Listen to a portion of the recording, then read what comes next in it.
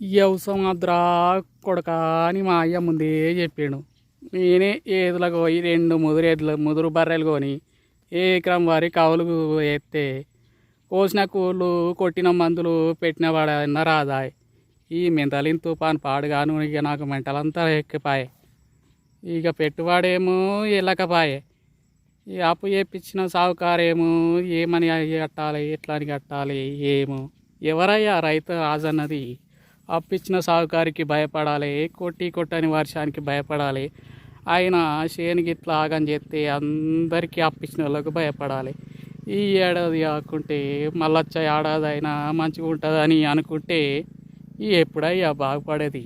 రైతు రాజన్నది వ్యవసాయం ఏడ్చిన ఎద్దేడ్చిన వ్యవసాయం, రైతు వేసిన రాజ్యం బాగుపడదని అంటారు. కానీ ఈ రెండు ఇప్పుడు ఏం అర్థం కావట్లేదు.